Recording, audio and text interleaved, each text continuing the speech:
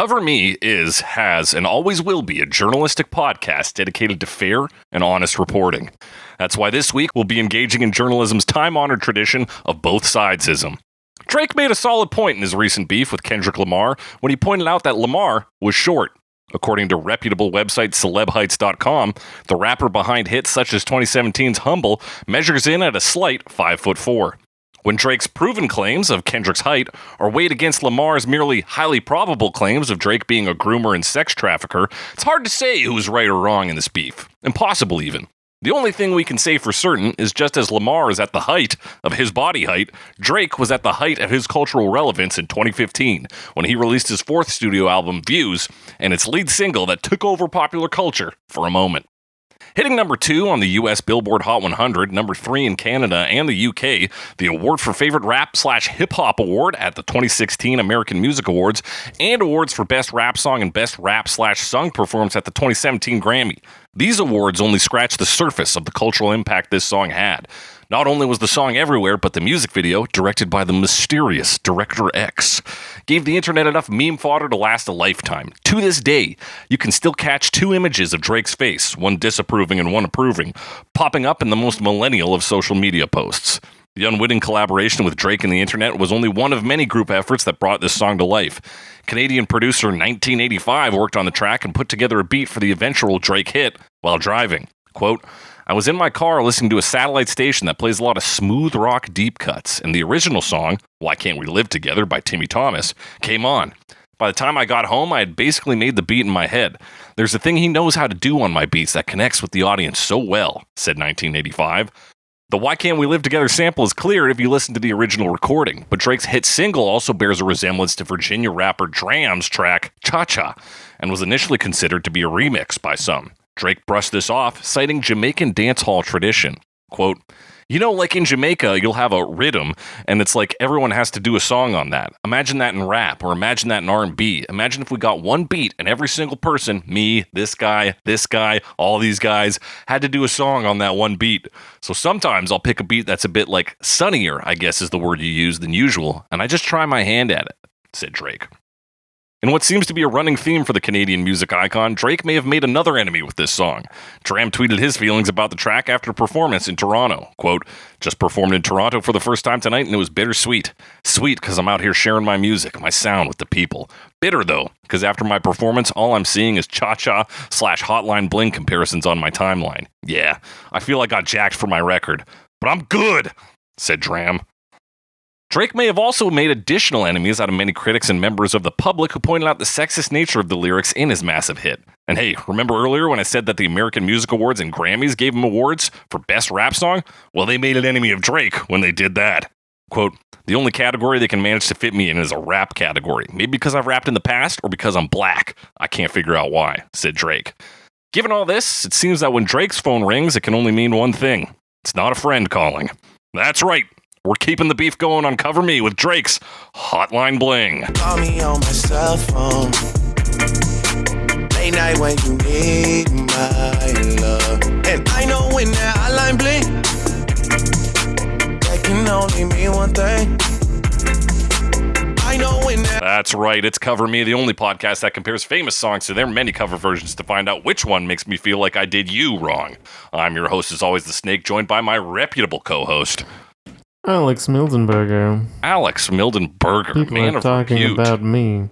Talking about Alex Mildenberger. About me all over the place. Alex, how Yes. are you? I'm doing quite well, thank you. It's fantastic to hear. Alex, we're talking about Drake this week. That's fantastic to hear. Yes. Fantastic. That's fun to say. Yes, we're talking about Drake. We're talking about Drake. We talked talking about about Drake. Kendrick last week. We're talking about Drake this week. Drake this week. Because- You know, gotta cover both sides. Yeah, got to cover both sides. Which, I mean, we talked about the beef generally last week, which by the time this comes out, I'm sure will be long. It's cold. Beef's long cold, over. baby. Cold beef. Cold beef. That's my favorite kind of beef. Yeah. Is there a dish that's cold beef? Cold beef. When you get, like, when you're at a barbecue or a cookout, I guess, when, like, the hamburgers have just kind of been out for a bit, Yeah. That's kind of, the last of the cookout hamburgers. That's kind of cool beef. The last of the cookout hamburgers. Yeah, pretty sure that's a song. Yeah, I'm pretty sure that's a Jimmy Buffett song. Yeah, Jimmy Buffett song. Yes, so it's a cold beef, but I mean we part of this is just like branching out a bit. These are artists we have not really discussed much in the past, and it's artists I don't really listen to that much, although I listen to more Kendrick than Drake, that's for sure. Certainly. This is kind of like where my Drake knowledge starts and ends. Yeah, now that you say that, I don't really know other Drake songs. I've occasionally tried to listen to some Drake, and I'm told his early stuff is pretty decent. Yeah. At the very least, but I've just never been able to get into it for the most part. Like, I've put some albums on and stuff, and it's just, I don't know, it just kind of washes over me in one ear like the other. That's not that there's anything wrong with it necessarily, it just hasn't connected with me yet. Yeah. I don't know, dog. After all this, even looking at this song and some of the controversy behind it, I don't think I like Drake musically or as a person. Yeah, he definitely. I mean, I'm sure I wouldn't get along with him, but yeah. Come on, you and Drake would be chill. And I mean, I remember when this one came out, right? Yes, like, how could you not? It was a pretty big hit.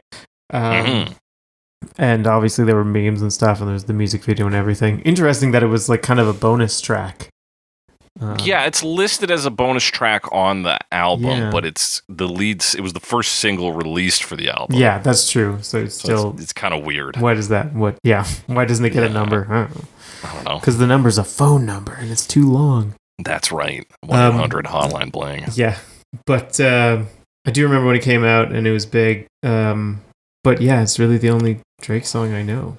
Yeah, I think the first time I really heard it was when it was synced up with the Wii Shop channel music. That is fun. It's fun just syncing up Wii Shop channel music with anything, though. Yeah, but like the beats here really work. Alex, we got to talk about Drake. We got to talk about these lyrics that Drake wrote and how fucking weird they are. Yes. Who wrote them? No, that's... It was Drake. He's faced accusations of using... Oh, of course, of ghostwriters. Yeah. No, this is too creepy to not be by Drake. Yeah. You couldn't trust anyone else with these lyrics. It opens, you used to call me on my... You used to, yeah. Yeah, first couple lines are sort of like stuttery, repetitive. Yes. Which, what does that mean? I think he's just trying to... It's just like... I think it's an aesthetic move more than it is a... like a poetic move. You used to. Yeah. That's an intro, right? It's kind of setting up. True. And yeah, it's words that we're going to hear a lot more, except in context later on. That's right, because then we get the context. Because we open with a chorus on this. Don't bore us. Get to the chorus. Exactly. You used to call me on my cell phone. Late night when you need my love. Call me on my cell phone late night when you need my love. And I know when that hotline bling, that can only mean one thing. I know when that hotline bling, that can only mean one thing. That can only mean one thing. This is a booty call song, right? Booty calls, yeah. Yeah. What the one thing it means is sex, I guess. Sex. When that hotline bling, he's got a hotline. Yeah. There's that. What makes it a hotline? Is it like a direct line to something, or is it that just could like be it? That's why line? it's or is it hotline because it's active? What makes the line hot? Listen, a hotline is a point-to-point communications link in which a call is automatically directed to the pre-selected destination without any additional action.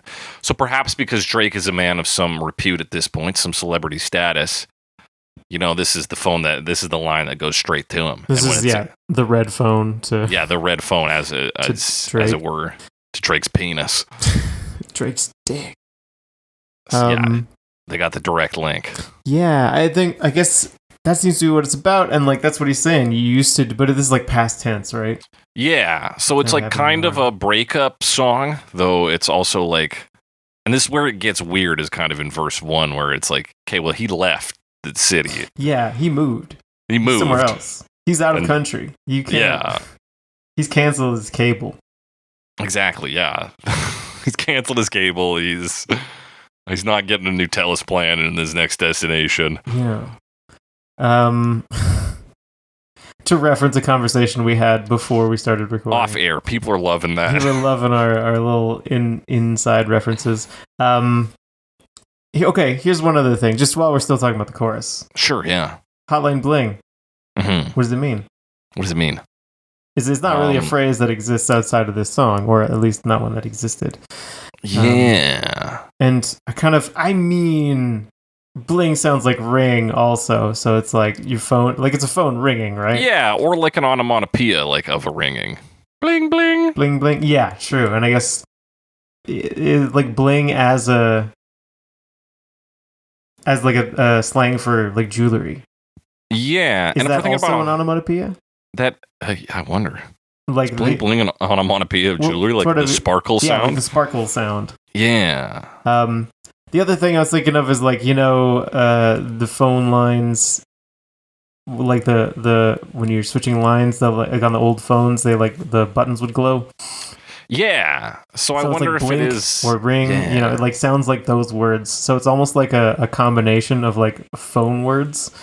Yeah, all coming together. Now, Alex, bling bling is not a onomatopoeia, but a new word that I'm sure you're going to love here. An ideophone.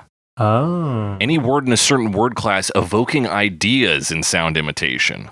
To express an action, manner, or property. That makes more sense because the shining thing doesn't actually make a sound. Yeah, because it doesn't make a sound. We just sometimes envision it as... You can envision a sort of sound of sparkle, even though that's impossible. Yeah, even though that makes no sense, and it is possible somehow. Yeah. So that is the word of the day, folks. Ideophone. Ideophone. But we're talking about a cell phone.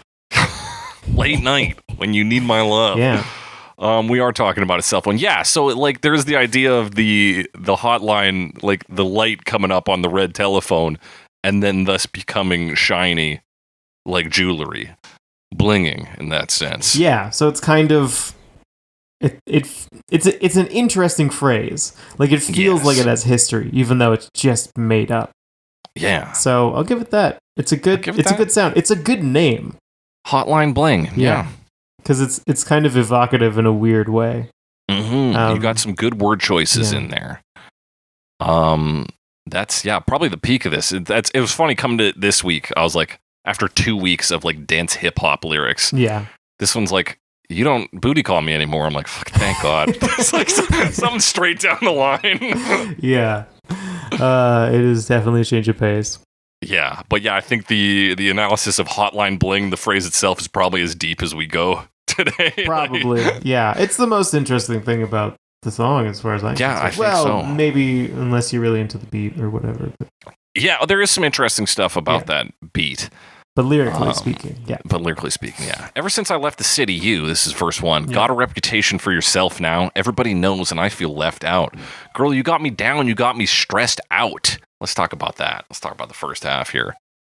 Yeah, I mean, like we said, they're apart from each other now. So like she can't call him anymore because he's away. Yeah. But he's like kind of seems to be chastising her. It's like, oh, you got a reputation. Yeah. But also he feels left out. He seems to be longing for this older time when they were. Yeah, he's like, hang on, you're having sex with everybody else. Yeah. What about me? What about me? Yeah, that's kind of the summation of it, isn't it? He's like, and the way he talks about it, he's not just like, hey, you've moved on and that hurts, because that's a valid point. Yeah. He's like, oh, you got a reputation for yourself. Mm-hmm. It's a little slut-shamey. Yeah, it is, and but does also seem to be jealous, right? Yeah. Got me down, got me stressed out. And about some that. critics did compare this to like Roxanne, lyrically. Sort of where we talked about Roxanne, not that long off. It wasn't that long ago. That was February for Love for Me, probably, because it's a name. But he's like, hey, you don't have to do sex work. His kind of play there is like, nobody wants to do sex work, so obviously you don't want to do it, so I'll stop. Also, we don't really know each other that well. Yeah. And then here, it's kind of similar. He's like, hey, you're having sex, and that's no good. Yeah, you should be doing that with me instead of other people. Mm-hmm. So yeah, similar angles there. Girl, you got me down, you got me stressed out. So yeah, he's stressed thinking about all the sex she's having. Yeah, he's a little bit... Yeah, he's definitely like dwelling on it, right? Yeah. Which is like, he's not even in the same city. You'd think he was would just be able to ignore it. Yeah, like, don't you have things going on, Drake? Yeah, don't you have like a career or something? Don't you have like 6 different beefs going on in 2015? Like, what's going on with that Drake's life? Yeah. Well, I mean, perhaps he's hearing about this person. That might be it. He's hearing it through the grapevine, as it were. But we hear this because ever since I left the city, you started wearing less and going out more. Glasses of champagne out on the dance floor, hanging with some girls I'd never seen before. Yeah, I'm not 100% sure what the implications of the last line are.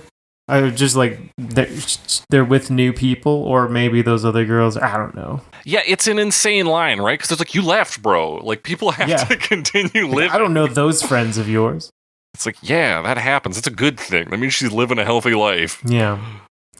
But also, like, I guess it does feel like there's some implication. You know, he says like you started wearing less and going out more. Is like still like slut shamey, right? Yeah. Well, that's the thing, right? You could Roxanne spin this. Like, if this were a fictional tale, it seems to be about an actual person he knows. Oh. Where it's like this person has turned to a sordid life of sex work. Right. But that's not what's going on here. No. They're just partying, I guess. She's just partying. She's out. She's having champagne. It sounds like she's living pretty good. Yeah. And he's like, you could have had a semi-relationship with me, but you're having a good time with other people that I don't know. Call relationship. Yeah. He's like, what the heck? People I don't know? Yeah. What is this? So it does come across as like fairly controlling and insecure. Yeah. Which I guess, like, I always kind of heard that was part of the appeal of Drake, and I don't really know that much about it, but like that he was kind of like this, could show the insecurities and vulnerabilities in his lyrics. Right. That was my impression. And I guess that's part of that, but it also comes across, obviously, you're showing insecurity, right? So it comes across as insecure. Yeah. There is like something to compare to that, again, with like Sting and the Police, because he's got songs, or like Every Breath You Take. True. And that's kind of the reverse thing, where he's like, listen, people don't understand how fucking creepy that song is. It's like, people are playing that at their weddings. Yeah. But yeah, this sort of like, opening up to that like ugliness in you or in people and displaying that sort of like at face, but playing that character rather than being like, I saw a dude, you know, who was a creep. He's like, I am the creep, and here's me talking as the creep. But there's not like I feel like as an audience member, as a listener, you still need some kind of line that lets you into the fact that he knows it's strange. Like that he knows his opinions of this woman are coming from a place of insecurity, or coming from a place that is like, you know, diseased in some sense. Yeah. That was kind of my other question, was like, is he saying like, hey, look at this insecure guy? Mm-hmm. Or is he just being insecure? Yeah. Because there's even songs like Here Comes the Night, which has a similar perspective of like seeing a woman with another dude, but then we get his perspective and like, fuck, what's wrong with me, huh? Like, and that gives you the angle. I was like, okay, he's down and out, and we could get that perspective. Here he's like, since we don't have any, he left the city, which already gives him a position of power. I think, being like, hey, I got out. So like, everything seems to come from a position of like punching down, if we're down to start borrowing comedy terms. Like, he's like, listen, I got out of the city. I'm doing great for myself. What the fuck happened to you? And you're like, well, yeah, they're Drake. Like still in it kind of thing. Yeah. I leave town and everything goes to shit. It's like, I don't know if that's like a good, relatable stance. It's me watching over everything. Unless he like plays that angle up, but I don't feel it's played up here because we laser focus on this woman and her activities. Yeah, just talking about this person. Yeah. And even, they do leave the city, but we'll get to that later. We'll get to that quite frequently. So and people seem to suggest this is not only because she's been mentioned in another Drake song, but a woman he was seeing in Toronto, Nebby, who is, I think, a designer of some sorts, but who had an Instagram showcasing her globetrotting while Drake was out here just being a famous musician. Like a chump. What a chump, yeah. Yeah, that's an interesting... Yeah, because he is so famous, and it's like... Well, you're also... I don't know, man. Yeah, and then He's that also that probably there's... traveling, right? Yeah, and that there is, like, a person we can attribute all of these lyrics to. Like, with Roxanne, for example, it's just nebulously Parisian sex workers. Right. And he imagined a guy who fell in love with, like, there's a lot of layers, like, between Sting and the narrator of Roxanne. Whereas in Hotline Bling, there's almost nothing. There's, like, nothing between Drake and the singer, the narrator here. Right. As far as I can tell, same guy. It does seem that way, right? Mm-hmm. And listen, maybe we're just dogging on Drake because he's, we opened up the podcast, we opened the show saying like, I don't really like Drake. Yeah, I don't know about this Drake fella. But we said, I don't know about this Drake fella. Reading through these, I still don't know about this Drake fella. We get another chorus though. We hit a second verse. It's like even listening to it this week, it was really hard for me to differentiate what was chorus and verse because there is like hook lines like ever since I left the city you. Yeah, it does feel hooky, right? Mm-hmm. Especially because like they'll drop the we'll talk about it more in the instrumentation, but they'll drop the instruments specifically on these lines, and that emphasizes it even more. But yeah. Verse 2, ever since I left the city, you and me, we just don't get along. You make me feel like I did you wrong, going places where you don't belong. Let's talk about that. Yeah, again, controlling, right? Controlling. You're going places you don't belong. Like, what does that mean? Can we take him at face value? But it really doesn't seem like he doesn't have any say in that. So what does that? Yeah. So yeah, and if there's a line that told us that he knew he was being overbearing, this might land a little easier, but it doesn't. Yeah, and also, ever since I left city, we like you and me. We just don't get along. We just don't get along feels like such a generic line, right? Of like not acknowledging actual problems. Yeah. Kind of. Like, we just didn't get along. But it's like, well, usually there's something deeper. Yeah, and you make me feel like I did you wrong, and also knowing kind of like Drake now in the year 2024. Yeah, it feels really suspicious, this section. True, he does have a different reputation because back when this song came out, I had never heard any allegations against him whatsoever. Maybe there were some, but I hadn't heard them. But now they're much more public because I have heard about them. Because like reading this, I'm like, well, Drake probably did do something wrong. Yeah. You make me feel like I did wrong. Like, well, we don't know what happened. Yeah, and the other more innocent take on this is your relationship, admitted to in the chorus, was almost exclusively sex. True, that's booty calls. The entire concept of the title, right? Yeah. So, I guess it also has that feeling of, he's expecting more or wanting more out of something, not vocalizing that. Yeah. That would be an interesting angle where he's like, this was a booty call relationship, and I guess I thought we had something more, but it turns out it's not that. Yeah. But that doesn't even play here fully. So yeah, he's telling her she's going places she doesn't want. Where those places are, I don't know. Places where there are other women, so it seems like she's fine, and having champagne on the dance floor, so it seems classy.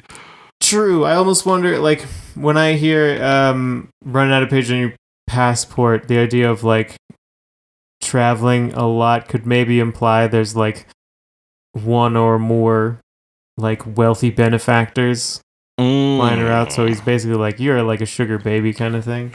Yeah, he's definitely like throwing some accusations of fakeness here. Going places where you don't belong, hanging out with girls I've never seen before, so he's like, it's almost a fatherly take on that, or he's like, it does have kind of that vibe to it, doesn't it? Yeah. My little baby girl's hanging out with rich gentlemen. And I guess the other part of running out of pages in your passport is like, you're running from yourself. Yeah, I guess so. But yeah, it could be wealthy. So yeah, he's kind of like on the sly accusing her of sex working, hanging out with people who she's not like actually socially aligned with, and lying to herself, which is big claims again from a guy who just had sex with her frequently. Yeah. But yeah, we didn't actually read out that second half. That second half is ever since I left the city, you got exactly what you asked for, running out of pages in your passport, hanging with some girls I've never seen before. You got exactly what you asked for is a crazy line, too. Isn't that, I mean, people say that as a like, well, you got what you asked for. Yeah, what does that, because, I mean, there's nothing else to support that as far as I can tell, right? That implies that they've met with some kind of misfortune? Yeah. But I don't think the song ever mentions that, unless he's trying to be veiled and like maybe something did happen, didn't bring it up. Like if it is based on a real person, right? Yeah. But I don't know. What did she ask for? And how did she get it in a way that Drake would bring it up in Hotline Bling? While the Wii Shop music is playing. Well, the Wii Shop. Exactly. Verse 2, more weird shaming of this woman who we truly, as much as we know kind of some of her activities, we really don't know enough about her character, I feel, to be making these kind of judgments. We, the listeners, Drake presumably knows her well. What's Drake doing these days, though? These days, all I do is wonder if you're bending over backwards for someone else. Wonder if you're rolling up a backwoods for someone else. Doing things I taught you, getting nasty for someone else. You don't need no one else. You don't need nobody else. No. Start with that. Yeah. So it's all in the same idea of like this woman presumably is hanging out, spending time with other people. Mm-hmm. Presumably some other guy that she's having sex with. Yeah, and rolling. So backwards is a cigar, right? And so he's wondering if you're rolling those up. Blunt. Yeah, maybe into a blunt, or maybe just as a pre or post coital delight. Could be. So he's like, well, I wonder if you're doing the things we did. Because bending over backwards probably double meaning here. One, like doing a lot of favors for a person, and also crazy sex. Sex thing. Yeah. Gymnast sex on one of those wooden horse things. Yeah. Doing like the palms where you're swinging the body around. Yeah, hell yeah. Get some of those rings. I don't know. Yeah, the beam. Yeah. I don't know, man. I'm sure there's some physical comedy we could work with this, but not in a non-visual this is format. The best. I was going to say it's the best medium for it. We can describe it with our words. And then next line, doing things I taught you, getting nasty for someone else. You don't need no one else. You don't need nobody else. No. That's a concept I've heard come up in a couple songs. The idea of like, I taught you that, like. Yeah, I don't. And having had some relationships in my life, I don't know if I taught any of my partners anything. Certainly not. It's not like a good teacher. But yes, the one I was thinking of, and now I'm seeing it in the Genius annotation, is Blame Game, Kanye West. Kanye West. Where it's Chris Rock? Is it Chris Rock? Oh, is that the one about reupholstering pussy? Yes. He's like, easy tell me. Yeah, okay, I do remember that. Yeah. Anyway, similar language. And getting nasty. Which is a little more explicitly sexual, I think. Yeah, I think that is more explicitly sexual. Also, just again, with the allegations of him being a groomer, doing things I taught you is a little... Ooh, that's true. Like, you were unexperienced and I was experienced, and now you know. I'm like, oh, hang on a minute. What does that imply? True, it's not a good look.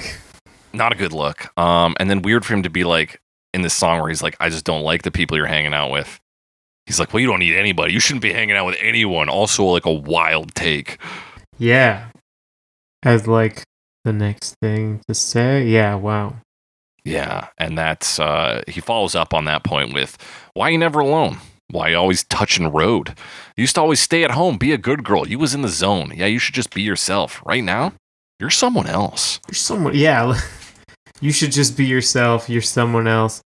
I guess that's that fatherly take again. He's like, you're trying to be someone you're not. Why can't you just be yourself, which is a person who has sex with me? Yeah. Again. Some more. We maybe need like an extra verse, like talking about more on their relationship or something to make this seem less creepy. Yeah, that would be difficult, but probably possible. I don't know. Possible. Touching road, that's fun for traveling. Yeah, People are like, hey, touch grass? Touch grass? Try touch road. Go somewhere. Apparently it's Jamaican slang. Oh. That means going out. Yeah, that makes sense. I assumed it was traveling. It sounds like that, because that's what he was talking about before, right? Yeah. Yeah, again, I mean, sometimes we'll listen to songs like this and be like, well, we'll give them the benefit of the doubt, but I feel like I know too much about Drake, which is, I don't even know that much about Drake, but from what I've heard, it's like, I have difficulty giving the benefit of the doubt. Yeah, and just even the line, like, you used to always stay at home, be a good girl. It's so weird to be like, hey, you should be a shut-in. Stay at home, like, you're going out and having fun? No. You should be a good girl, in the zone. Like, the zone. The Zone, of course, a reference to the YTV block of programming. Well, I mean, Drake is Canadian. Yeah, could be. Can right there. Which I think YTV is as well. Yes, There's a Canadian channel? Yeah. That's what we used to watch Rugrats on. Nice, yeah. And the O in Zone was an eyeball. I do remember that. And it was like awful early CG. Yeah. Good stuff. I'll tell you what, my brain tells me it was the best fucking CG you've ever seen, but haven't seen the logo in a while, so it might not hold up. It's tough to say. Tough to say. But we can say this, you should be yourself. Be yourself! Right now you're someone else. Yep. And that's it for like unique pieces of lyrics. We get Ever Since I Let the City Cut Off at the end. But I think that's more of a musical trick than a lyrical trick. Yeah. Speaking of musical tricks, what do we got? What kind of tricks and riffs and kicks? What's going on in this song? What's going on? I mean, we have another song where it's a lot of it is setting up like the beat and kind of rolling with it, right? Yeah. Although it has an intro with some percussion, this comes from the sample. I mean, a lot of it does, but it's crazy how much of this is just "Why Can't We Live Together" by Timmy Thomas. Yeah, I was amazed listening to it. Like, you put on "Why Can't We Live Together" and those drums come in immediately, and it's like, this is from the 70s. Yeah, you're like, what the fuck? But it was a very early example of a song that used a rhythm machine. So it was electronic drums, but it was in 1972. 1970s electronic drums. Yeah, that's crazy. So that's pretty cool. And I've seen, I don't know the exact era. I think by the 70s they had some smaller ones, but I saw a video about like a really early rhythm machine, and it was like the size of, I mean, like an ottoman, basically. You know, like right, yeah, or like no, bigger than that. Like it was big. It was big. It was like 4x4 kind of thing, like 4 feet. Like 4x4, you know, yeah. By 4, like a big box. Those old ones are really big. This is maybe a little more recent than that, but they're still, older and probably an analog, right? Yeah. Oh yeah. Very different from like an 808, but it's a cool sound. It's a cool sound, yeah. And they've kind of just lifted it and like filtered it here. Even like, yeah, they filtered it a bit, and it was kind of dull to start with. Yeah, I filtered it a little bit more. But it's a really cool sound. Yeah. Yeah, it's a good little drum progression. We also get a few like little low bass notes, which there's more later, but they sort of like foreshadow the bass here a little bit. And just like, wow. Yeah, they kind of like give you the tone of the bass, which is nice and deep. Mm-hmm. And then that comes in more once we actually get into that chorus. It introduces the sort of like trap drums on it, which are not from Why Can't We Live Together? Yeah. And then the other part, which the organ part, which I believe is played on a Lowry organ. Okay. Sort of what's special about a Lowry organ? Well, I don't know too much about the Lowry organ, I'll admit. But have we talked about them before? I'm trying to think. 'Cause I feel like I'm looking at the Wikipedia page, and I'm like, Dick Hyman plays one. Nice.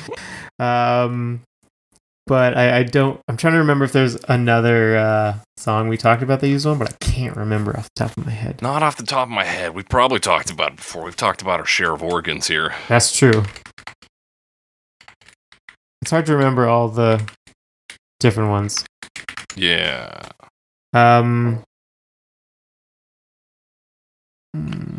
No, I can't find. I was trying to Google it. You may have heard me typing. I did. I heard the tick-tack of the typing.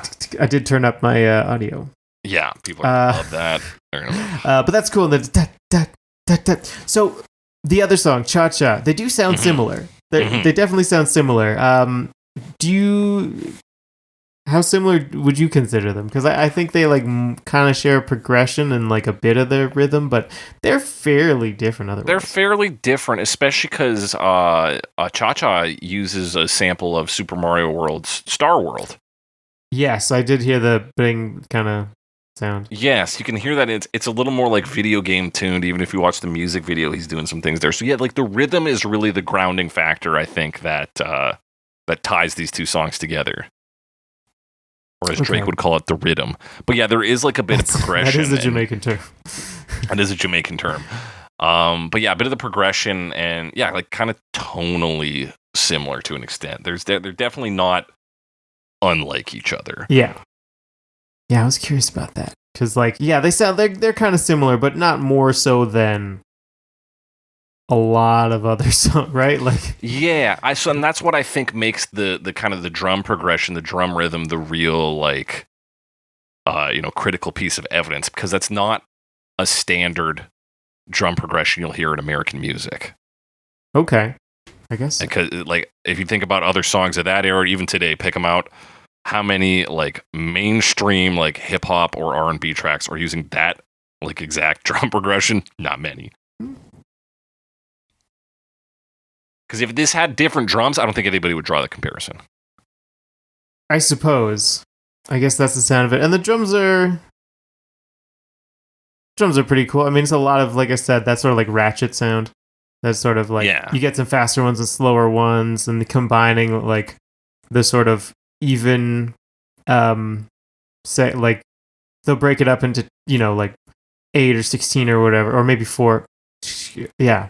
And then they'll do like a triplet version of it. So like the rhythm does change up quite a bit. Yeah. There's a triangle. There is a triangle. On the third beat. It's kind of quiet. Yeah. But there's a triangle. So that's fun. Yeah. I just re-listened to Cha Cha by Dram there. Now I don't even know what's similar. Because when I listened to it earlier, the Star World sample didn't seem as fucking evident as it is, but it is like the only thing I can hear now. Because it opens with that. But it is that like drumming that like on the sides of that doom, like the hand drumming that I think people are drawing comparison to the loop pulled from Why Can't We Live Together. Oh, I see. Yeah, and it's also interesting because they're like, oh, it's like this song, but it's actually a sample of this other song, and like they're not both sampling that, I don't think. No, it seems like Dram just like found that on his own. Like he's just like, oh, I'm gonna do like, because it's called Cha Cha. It's like a Cha Cha rhythm. Yeah, makes sense. But I think the track itself is pretty solid. Yeah, I think so too. What else? But yeah, you got that going on. Yeah, I mean, it keeps up with that, and then, like you mentioned already, there's a few times, particularly on like the "Ever since I left the city" lines, it'll cut out, and then everything just like comes right back in. The other thing, to talk about the vocals a little bit, and one of the things I've maybe found difficult to get in. One of the reasons I've maybe found it difficult to get into Drake is his voice. I find it to be very like even and a little monotone, and like it's just I have trouble like listening to it sometimes. Yeah, it is a little like emotionally bereft, isn't it? It's just like kind of flat for me.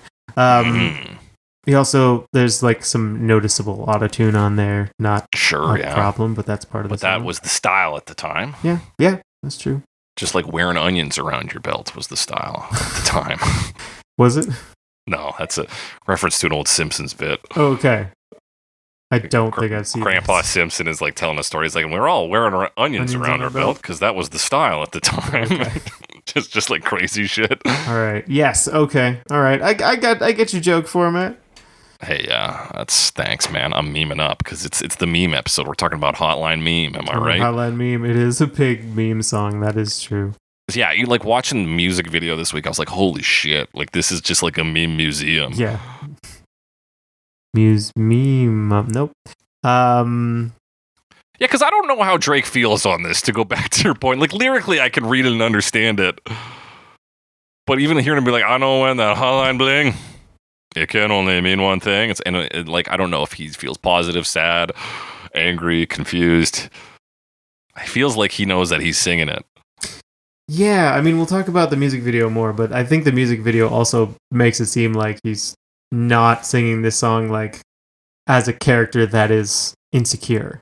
Right. But we'll see.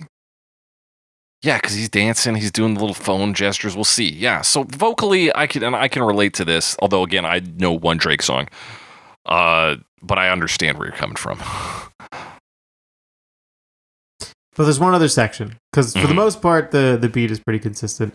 Then there's the bridge section / Yeah, we kind of covered it. Trap drums, that organ that's been changed, and the like cha-cha drum progression from the original that's on a rhythm machine in Why Can't We Live Together? So yeah, the bridge. Tell me about the bridge, Alex. It kind of sounds like we're underwater all of a sudden. It's a lot of like more spacey synthesizers with like bloop bloop. It kind of almost sounds like not quite, but almost, right? Yeah, you almost get like a splash. It's like boom. Yeah. So it's like that like very filtered kind of sound, but specifically and this sort of like watery synth comes in that like ding ding ding ding ding, like the higher end too. So you got the low end kind of bubbly and the higher I mean stuff. To reference video games again, this almost sounds like some like Dire Docks or no, like aquatic ambience stuff. You know? Aquatic ambience. Dire Docks to an extent too has a similar vibe to aquatic ambience. Yeah, true. And kind of like ice levels in like whatever the ice one is in Donkey Kong Country 2. That kind of like cold underwater feel. Which maybe there's some like distant feelings there because this is his almost soliloquy, even though the whole thing is kind of this is what he thinks about these days. We're entering his mind palace. He's like, I feel like I'm drowning, but not in pussy. He says. Yeah. Because he's sad. He's sad. He's a sad boy. He's a sad boy. He's a sad boy. What else go? Yeah, and then there's like some snapping sounds, but yeah, it's mostly that. There's also like a distant voice sound. I couldn't figure out if it was actually saying something, but it does sound like there's a voice in the distance that might be saying something. Okay, like in the bridge? Yeah, in the bridge. Okay, because I know in the chorus, when he says hotline bling, a guy comes in and goes, hotline bling. Hotline bling. It kind of just like mumbles it. If you go to like 250, it sounds like there's someone like in the far distance. They're like, oh yeah, and I'm not really sure what that is. That's the guy they're waterboarding in this water space. That's why she's traveling so much. She's an agent. She's an agent, yeah.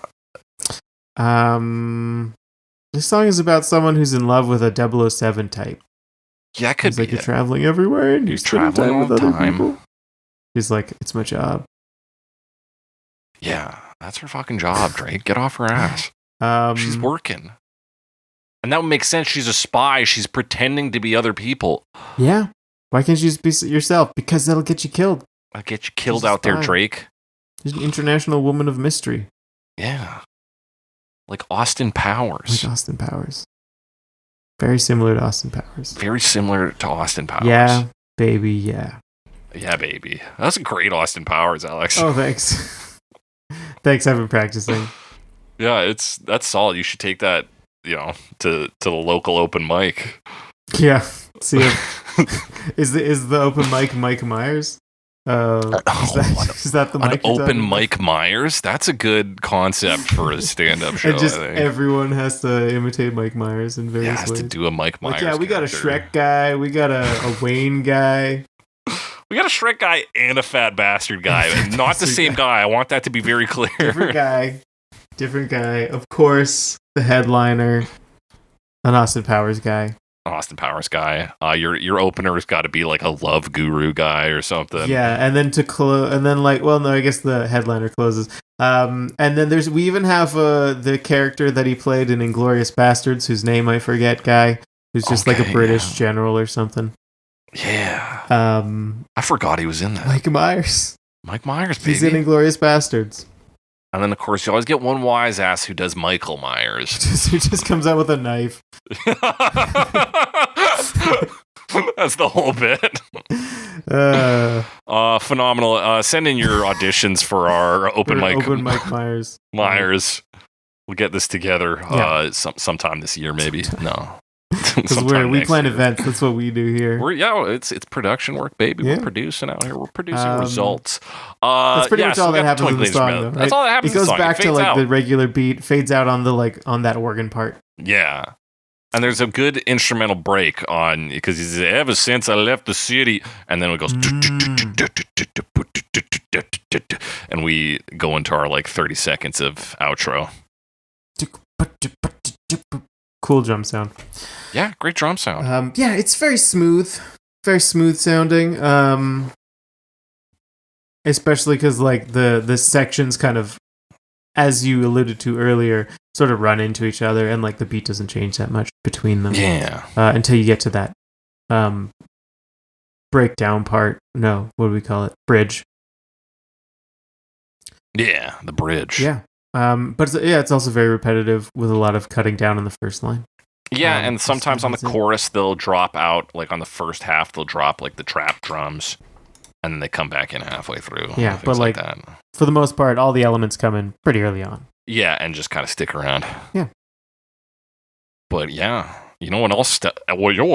What else stuck around is the music video, Alex. Yes, the music video. That's like we said. There's a lot of like I hadn't really watched it all the way through. Mm-hmm.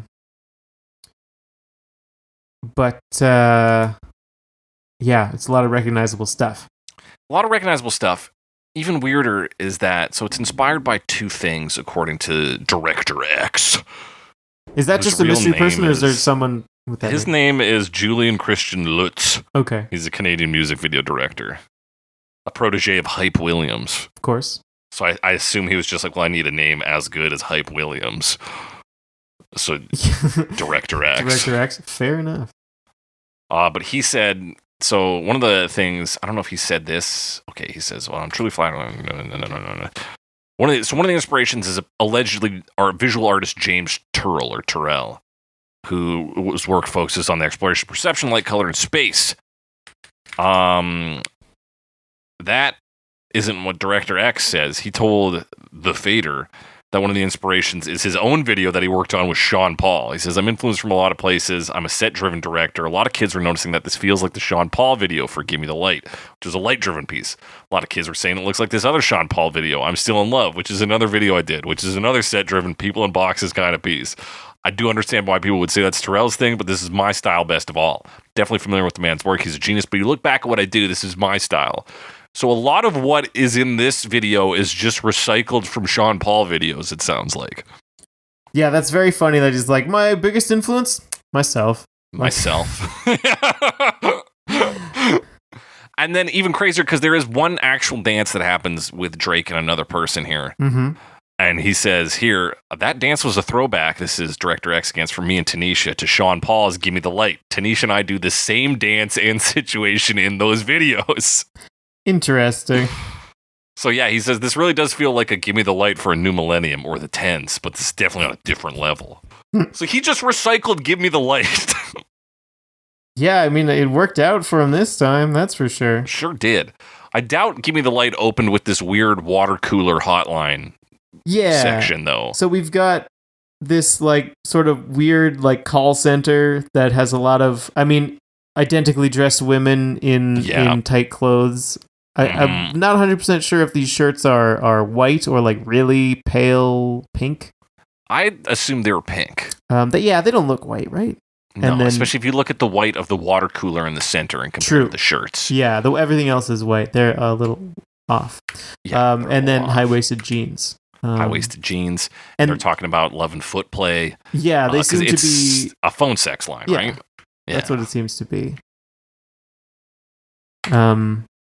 And this is a white room.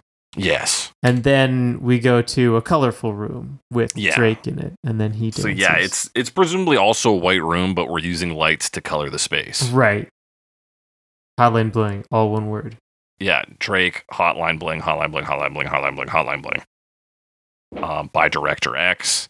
And we get to see all of the fucking Drake's killer dances. Yeah, I feel like there was some debates about whether he was dancing well or not. Mm-hmm. And I don't have an answer to that, but it is choreographed. It is choreographed. Does that make it good, though? Yeah, that's a great question. As someone who has worked with choreographers, I would have to say probably not necessarily. Right. But it looks fine, right? Like, it doesn't... I think this... Like... Okay, let me try to say actual words. One of the reviews that I saw, just like a quote from on Wikipedia, was like, he can dance very well, you know? Right. Like, he's a smooth dancer. And I think that's the presentation, right? That's what it's supposed to be. Mm-hmm. Which is one of the reasons that I don't think this character is supposed to be presented as, like, pathetic. Right, because he's dancing so, like, quote-unquote slick, or at the very least confident. Him, like, looking cool. Obviously, that's subjective, you know, but, like, that's what's, I think, supposed to be being shown. Yeah, and he's doing, like, he looks like he thinks he's the shit here, man. Yeah. And he's got, like, 6 different costume changes, and you know he believes in every one of them. Yeah. Lots of fashion is going on. He's got his puffer jacket sometimes. Yeah. Which, if you got a puffer jacket like that, you'd tear the sleeves off in the hood. You know how I feel about vests. Yeah, you're a big puffer vest man. Yeah, so that's my thing. Yeah, and what else is happening? The colors are changing in the room. There's women also, presumably the women from before, but they're in silhouette now. In silhouette, yeah. So the other big influence on this, iPod commercials. Yeah, it does have a real iPod commercial look. This is the iPod commercial room.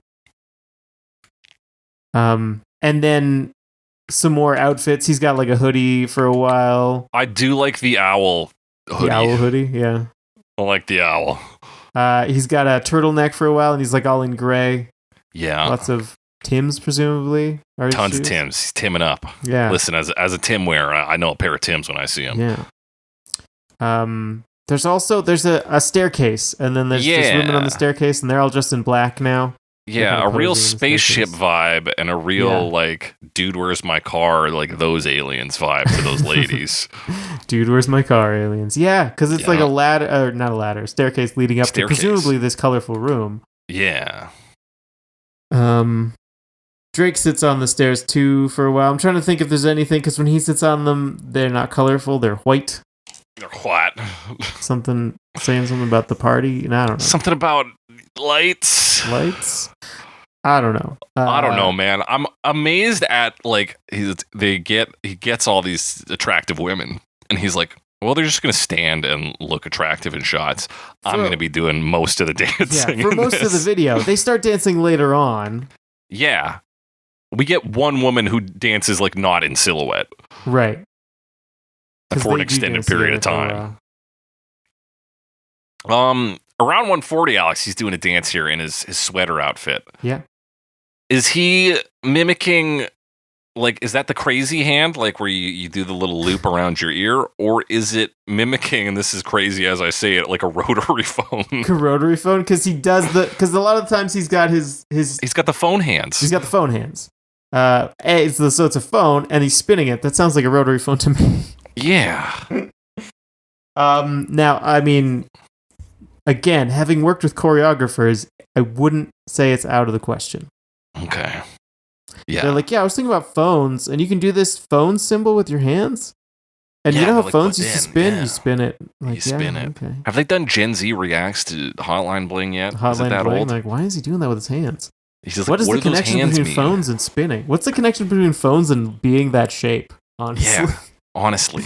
Because it doesn't happen much anymore. It certainly does not. Although, I mean, I'm, again, acting like an old person, because I'm sure that shape of phone is still known, right? Like, there's like probably a phone emoji. Right. That I mean, is like, we bad. still see, like, media that it doesn't take place in cell phone times. Yeah. So, like, you'd be, and, like, because we still use the floppy disk to save. Yeah, I know. Like, that's something, because, like, how does anyone know a floppy disk is the save symbol? It's like, well, I don't know necessarily, but, like, I do know what, like, an anvil is. Like, we don't really use those anymore. Yeah, I was shocked when I found out anvils weren't for dropping on cartoon coyotes. Like, so, like, these things still filter in somehow, and I don't know. Maybe they wouldn't know, but there's a decent chance. Like, they probably were supposed to something, right? That's like, yeah, it's to bastardize the phrase, like, all roads lead to Rome. There's plenty of ways to learn about a thing existing. Yeah. All roads lead to learning what a rotary phone is. Yeah, all roads lead to rotary phone. Yeah. I think is the takeaway. There was a nice timestamp I had later on that I didn't write down. Okay, what was going on in it? It's just like Drake's face. He looks like, I don't want to do another take of this, man. I can't find it anymore. Oh, here it is. Hang on. Please hold caller. It showed up in the preview, but now I'm watching it and he's not doing it. Oh. Okay, well, we're at the 4-minute mark here. That's a legendary moment there around 4:03. Yeah. Where he's doing the, like, knees bent, moving his right arm from, like, side to side. Yeah. And people did all sorts of, like, things he's holding, like a fly swatter or like a ping pong or tennis racket, and he's, like, hitting balls back. And that's, another big meme moment there. Another big meme moment. After that, we actually get a female dancer. Yeah, finally. And this is the Gimme Light dance. That she's doing? Yeah. Okay. And then Drake comes in to dance with her. They dance together for a while. Sometimes in step. But always together. And then at one point she lies down on the floor and he, like, puts his head sleeps down on her butt, butt, and like it's a pillow, but also, like, puts his hands there. Anyway, that's a funny shot. Pretty good. 4:39 is my timestamp. I did write it down. Okay. Good job, Alex. And Drake's like, I'm done with this video. He's like, ooh. Is that when he's doing two phone hands in the hands. Yeah, he's, like, stressing about something. Yeah. Look at that. Yeah. And then they kind of keep dancing. It like cuts to, like, Drake with some other women. Yeah. And then we cut back to the hot, like, we bookend with the same water cooler phone sex line at the end. What did that have to do with anything that happened in between? Right. Yeah. Are we inside their phone lines? Is that what's happening here? He's gotten inside their phone lines. Yeah, like in the hit movie Lawnmower Man. Just like the hit movie Lawnmower Man. Wow.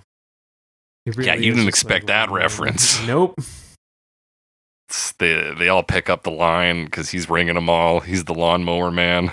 They're all having phone sex with Drake. Is that what's going on here? Not impossible, from what I've heard. Not impossible, but yeah, maybe if the stairs in the cube room led up and we could see, like, the inside of the office or something, or... Listen, I'm critiquing a music video that won awards. Yeah. And is a cultural touchstone. I just don't. Yeah, I don't get it. The dancing is iconic. Like watching it, I'm like, I don't even know if I can accurately critique it because my brain is like, this is the thing I recognize from popular culture. Of course it looks that way. Yeah. So, I mean, it looks cool. It's very visually appealing. Yeah, right? very visually cool. Again, the vibe it gives me related to the song just makes me think that the song is exactly what I thought it was. It kind of feels like it. Yeah, and as much as the music video can't always be, like, the guide to telling you what the song is, it certainly isn't guiding us away from what we talked about in the lyrics. Yeah. That is true. But yeah. Yeah. Drake, a little bit of a creep, maybe. A little bit of creep. Maybe a big creep. Maybe. Drake, maybe not a good guy. But we do have some good covers this week, and that's how you know it's not a rap song. But before we get to those, we're going to take a short break. Boom. And we're we're back discussing the 2015 Drake song Hotline Bling and its many covers. In its entirety. Beginning with a cover in 2015 by William Singe. Late night when you need my love, and I know when that hotline bling, that can only mean one thing. And I know when that hotline bling. Yeah, is it Sing? Or is it Singe? Like what? Probably. What else is going to be? It's Australian. Well, it's spelled the same way as the French word for monkey. Sange. Okay, how do you pronounce? Oh, Sange. William Or Sange. something like that. Australian. But he's Australian, like Sange. It's like how vin, like wine in French, is vin, but it's like vin. Anyway. Vin. Yeah. But no, French also, man. fun story about this guy. His name, his like given name is Liam. Liam. But he goes by William, which is William. He made it longer. That's crazy. Is Liam its own name? Yeah, I had a cousin named Liam. Was not That's short for William. crazy. But I guess it's kind of like you can theoretically be like my brother's Jeremy. Not right. It's not short for Jeremiah, right? That's right. Or I mean, yeah, you can do that. It's just a little unusual. It's a little unusual. So wait, hang on. Now here's my next name question for you. Nathan. Is that just like the Topher of Jonathan, or is that its own name? I don't know. I honestly don't know.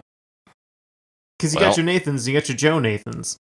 Oh, you're Joe Nathan. Just two different. Joe Nathan is a hell of a like Southern name. But it's also like, can you shorten Jonathan to Nathan? But then can you shorten Jonathan to Nate? And can you shorten my name, Alexander, to just Xander? You That can. a different name? Because you could, but like dangerous. Alex makes more sense, and I don't want to be called Al generally. No, you don't want to be Big Al. No. Or any other size of Al. Any other size of Al. So Yeah. you when Call Me Al comes on by Paul Simon, you deliberately don't sing along. Just so people don't even have the inkling to call you Al. Totally. Why would I sing along to Why would you sing along to one of the most singable songs? that I happen to know all the words to? You just throw in a can't maybe? Why would I take advantage of that? You can't call me Al. You can't call me Al. Don't call me Al. Da-na-na. Da-na-na. Yeah. So this guy is the perennial runner-up in the X Factor. Okay. Yeah. By which I mean he never made it past. I don't know a lot about the X Factor here. So they have, I guess, a phase called Boot Camp and also a phase called Super Boot Camp. In season 3, he didn't make it past Boot Camp. In season 4, he didn't make it past Super Boot Camp. But as I read the article more, it seems like he didn't make it as a soloist. So they paired him up with some other dudes to make a boy band. And then they also didn't win the X Factor. Yeah, I don't know what to make of that. But I don't know much about the X Factor. Yeah, so he's not a contest winner, but you know what? Fair enough. Super Boot Camp won. But yeah, this is him solo. This is him solo. Yeah, and he has some of the vocal trappings of a reality show contestant for sure. Because it's a lot of like runs and stuff, and it's like silly. Very pop idol singing. This one's definitely like, I mean, there's R&B obviously in the original, but this to me is like even more R&B. At least what I would refer to as R&B. Well, less R because the R is rhythm. Less R, and we don't B. have as much, I think, rhythm instruments here, but definitely some B. Basically, it's more like vocal focus because whereas Drake had like heavy-ish auto, like the sound was auto-tune, right? Yeah. This one doesn't have that. He's just like, hey, look, I'm singing good. Yeah, and with Drake, it's like, look at this great beat that 1985 took from Why Can't We Live Together? Yeah. And kind of moderned up a bit. Whereas this, it's like, we're minimalist. Yeah, is that really like, it's like 90s R&B kind of, you'd get this. You're getting a little closer to like Boys to Men, almost vocal group R&B. Well, especially like in the partway through the verse, like these harmonized lines come in. I think it's all him, but like it's vocal harmonies, right? There's a lot of that kind of stuff. Yeah, so he's doing his own vocal group. Yeah.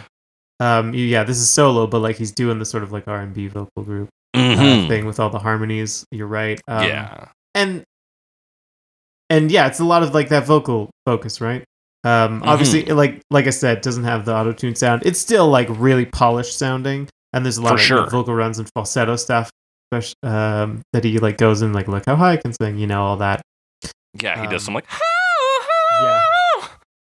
And then a little more like it's a lot of piano chords and like guitar arpeggios and stuff. Yeah. Very minimalized like instrumental contributions. You got finger snaps. You get some trap drums in there. Yeah, they do come in later on. Notably in the like back half of the verse kind of thing, and then the following chorus. You know, they don't come in right away. They come in after a minute or whatever. Yeah. There is, I should have fucking put a timestamp, but there is a noise that sounds like a slurp at some points. Was it just me?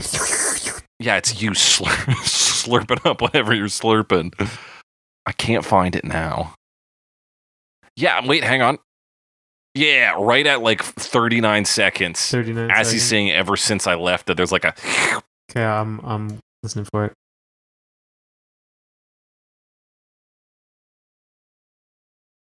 Okay, let me try again.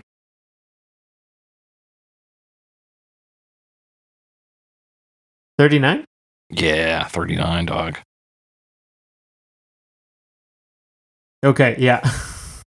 It's kind of one of those. It's probably something backwards, like a backwards snap or something like that, because it kind of has that everything comes into one central point sound. Yeah, yeah, it does sound like the opposite of how sound works. Yeah. But yeah, that's in there. That's not the only point it's in at. I'm lazy with timestamps, so I didn't note more spots. But that's the thing that happens. He talks about getting turned up at the end of the track. Is that correct? Yeah, I don't have a note about that, but I know later on, well, like in the bridge, there's some kind of filtered distant vocals similar to the original, but it sounds like he's singing like a different part of the song, and I hear like I came for, and it's something about a party. Yeah. So there seemed to be some of that like background stuff about like partying. Mm-hmm. Yeah. So yeah, like overall, this version like kind of ups the like tenderness vocally. It does a lot more showboating with the vocals as well. Kind of like a throwback R&B vibe to it. Is that an accurate summation? Yeah, I think so. That sounds right to me. It sounded all right to me too. This piece overall. Yeah. But we got to move on to a live version in 2015 from Disclosure and Sam Smith. Love, call me on my cell phone. Late night when you need my love. And I know when the hotline bling. And they could only be with that. Yeah, I gotta say, one thing I liked about the previous one is the brevity. Yes, He only does the first 228. verse. Yeah, This one, in and out. Still a little shorter, but doesn't really Still a help. little shorter. Yes. Who's in this? Disclosure, Sam Smith. So Disclosure, UK group of producers, Guy and Howard Lawrence. Yeah, brothers and nepo babies. Brothers and nepo babies and synthy guys. Although if you see them performing, they are doing the percussion and stuff. Like it's not they're not pressing play on like a drum machine. They're like hitting the drums. They're hitting drums. They're pressing play on their bodies, bro. Yeah, pressing play on their muscles. And then Sam Smith is an English singer-songwriter who I guess has worked with Disclosure in the past a few times. Yeah.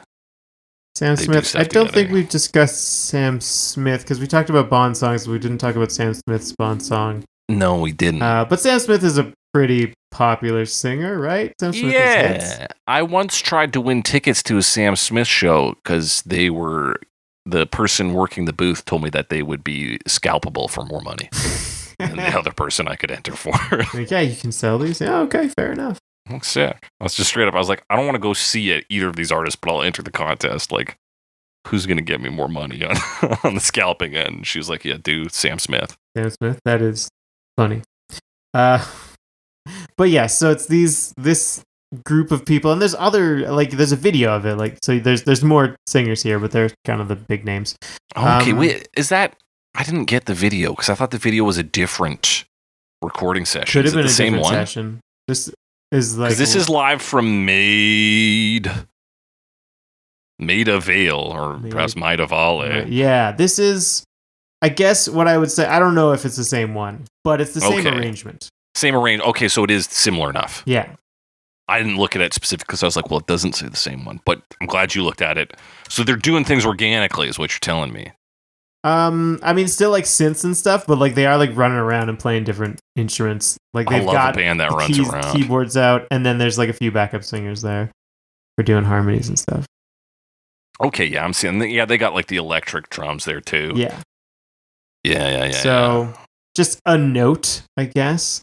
Other than that, what's going on? They kind of here's my take is they're like trying to make it bigger, right? Because the original doesn't like have that much of a build, or even in terms of like the track itself, that much of like a progression and like story kind of. I guess there's still story there, but it's not as the same. Like it's not a hero's journey, to use a kind of a metaphor. So what they do on this one is they add like these big synth sweeps and stuff, especially later on in the bridge, to make this sort of like larger feeling, and then you get this like big build into and since these guys are EDM producers, there's definitely like a dance pop vibe to this song now. I see that. I guess the beat is very different. And you get some pretty like we hit Boots and Cats drums on the chorus. Yeah. Like you said, these big sweeping synths to kind of get the crowd going. Like it is definitely built for dance. They love synth sweeps, man. There's so many do they synth ever sweeps in this version. Yeah. So what I found was interesting is even in this dance context, lyrically, Sam Smith has taken the time to change the song a bit to kind of soften the weirdness. I did not notice that, actually. There's a few lines, because he makes this a queer love story too. Okay.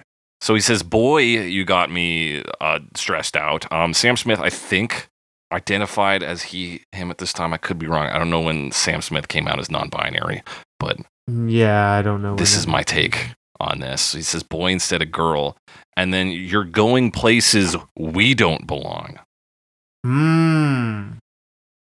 So putting on the idea that there are places where these two could not go together or would not go together, and now this person is going to places that are maybe dangerous. There's a little more care in there. There's a little more togetherness in there. It's a small change, but I do like the difference it makes. Now that you've told me, I agree. That is, it does feel, I mean, it feels like a different story altogether, and it makes more sense. Like, there's still some insecurity there, but it's like more grounded. Yeah. It's more based on like external factors than just like your own insecurity. Yeah, and no lines about hanging out with girls. He doesn't say any of those lines, or they don't say any of those lines. I was surprised I noticed that, because it is so dance pop that I think you get swept up more in the production than you do in listening to the lines. Yeah, it's easy to anyway. Yeah, so there's an interesting version right there. Especially if you like synth sweeps. Yeah, if you like synth sweeps, baby, you're in the money. And it's Sam a pretty Smith's voice. solid. Yeah, Sam Smith, they're good voice. Pretty good singer. They're a pretty good singer. I won't take that away from them. I don't really listen to Sam Smith or anything, but I'm certainly not my style. Like, they're not who I'm going to go to if I need a good singer. I'm going to go to Daryl Hall, because he's apparently the greatest singer that ever lived. Fucking greatest singer of all time. Daryl Hall. Ask him. But and like Disclosure are pretty good at what they do. I think there's a bit of kind of like hacky tricks in here, and like you said, just tons and tons and tons and tons of sweeps. If you like synth sweeps, like they do them. They do them. They like it, and it's like you still got the bass elements that make the originals like compelling enough. You've got the little organ riff going. You've got the drums kind of going. Like they have some of the elements are there. One other thing I thought was interesting, because they do it a little differently from the original. It's more of a difference between the sections, even though it's like still fairly smooth one into the other. But like the verses, kind of continue smoothly from the chorus more so than the other way around. Yeah. So it almost feels like the choruses are leading and then the verses are following, which is, I guess, I always think of songs the other way around, but that's not necessarily the case. But, particularly this one does actually like lead with a chorus. Yeah, and the chorus does come first, and that's a common thing to do. But for some reason, I always think of it the other way around. But this one doesn't feel like that. Well, yeah, to go back to like story, I think of like the verse as the journey, and then the chorus is almost like the theme song of the story. Yeah. Like You're like, oh, this is because if you come in late, they're like, boom, here the chorus is like a plot summary sometimes. It's like, oh, okay. And that explains the next episode, the verse. Yeah, I'm using very mixed metaphors here. Yeah, there's a lot of metaphors flying around here, but ultimately it's pretty solid cover. Pretty solid cover, yeah. I mean, big names on it too. Sam Smith and Disclosure are both pretty big in their own right. I didn't know Disclosure before this week, but looking at their achievements, they're EDM guys, so I wouldn't even know them because of that. But a big name in the YouTube world, and a guy we've discussed many times before, is Tyler Ward and his fellow YouTube guy, this time, Danny Padilla. I'm going to assume it's Padilla. You used to call me on my cell phone anytime you need my love. You used to call me on my cell phone anytime you need my love. 'Cause I know when that hotline ring. Yeah, I couldn't find much on Danny. He's an LA-based musician and YouTube personality. Yes, I just like looking at his YouTube channel, and this might not be his primary channel. Actually, I see it's with someone else, but like, right. He seems to do a lot of different stuff. Like, he does a lot of like streaming, and this one's singing, but like this one is, we're talking about a thing. I don't know. Right. I didn't watch the videos. This is just my guess based on the thumbnails. Yeah, he's just kind of in the miasma of like online entertainment. Right. He's more of like what did I write? Tyler seems to be more music focused, and Danny seems to be more like general content, but still music. Yeah, like trying to get his hook, but also he can sing well enough that he's working with the singer guys. Tyler, we've talked about twice before, once for Better Now and once for Shallow. Trying to remember this guy. I remember his face because he's got kind of a weird like face. It's got like a face. He's got I see it. I'm just like, I don't know about this guy. He's got like a youthful haircut, but a face that could be much older. Could be much older. Yeah, I think I see that. Well, I mean, there's a music video for this one, so we will discuss that. What's going on in this one? Yeah, they kind of made it into like it's acoustic version and it's acoustic version, and they kind of make it into like soft pop rock. Yeah, it's real stomp, clap, hey kind of genre. Stomp, clap, hey, yeah, I like that. Your Mumford and Sons. So I guess it would be considered alternative, which is such a vague title. Yeah. But I think it would technically fit into that. But yeah, it's like acoustic guitar, right? Yeah. It opens with some whoa, whoa, whoas. We got acoustic guitar. Yeah. We got clapping and an occasional hey. Hey. And lots of compression on the track, too. Yes. Just everything's so loud.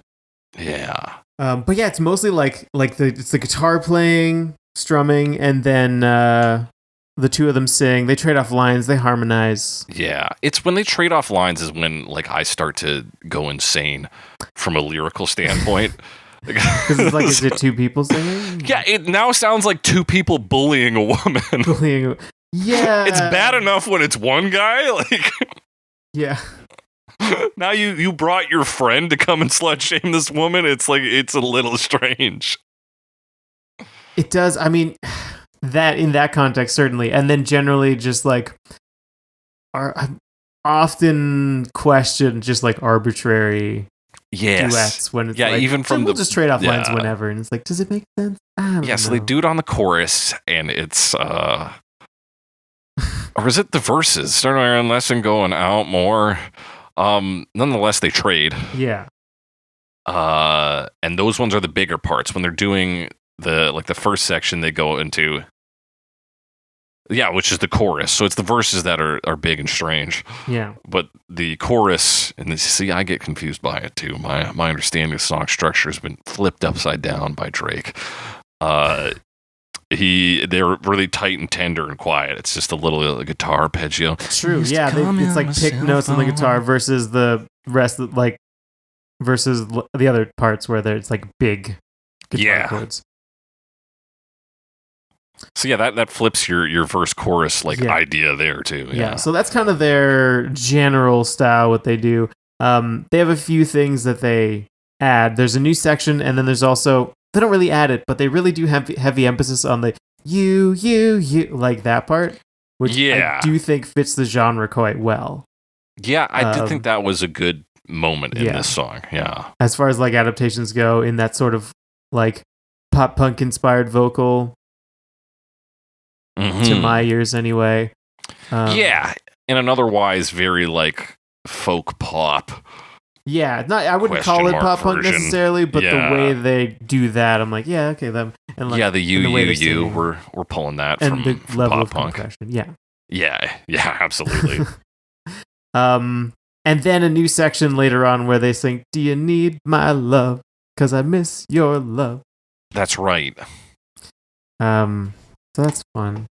Yeah, it's fun. It's like, and again, they're trying to get like the softness out of this version, but using the same like very harsh lyrics of the original. Whereas like Sam Smith went in and said, well, let's try a couple small changes and maybe we can upset the balance of this song a bit. Yeah. But they don't do that, so yeah. But they don't do that here, so it just comes off very strange. Especially like you said, since it's two people now, they're just ganging up on this other person. It's like, so yeah, we lose even that like solo perspective of the original that like could work if you squint your ears. Yeah. But yeah, so this one comes off very strange to me. Yeah. Some good techniques, like you said, the U plays really well. Yeah. And even like adapting it to this style, it feels very of the like 2015 Mumford & Sons era, but they did a good job of making it sound like that. Yeah. They don't do the second verse. Yeah. They just repeat the first verse. That's right. Does that mean anything? I don't know. Maybe there's some things they didn't want to say in there. Maybe. But yeah. Yeah. It's also short though, like the William. Yeah, we're at a tight 2:30. Singe version. Singe. Singe. Yeah, William Singe. But there's a music video for this one too, Alex. And it's them kind of doing sports. So like this is where we start seeing meme-ish like ideas playing out in some of these music videos. Because I think the tennis racket reference thing might be a reference to people who edited it to look like he was doing tennis at the end of that music video. Okay, I understand that. I did not get that when I watched this video. How could you? You watched it fucking 8 years too late. Yeah. Because I'm watching this, I'm like, it just feels like sort of low budget YouTube video. They're like, we just need to dance around.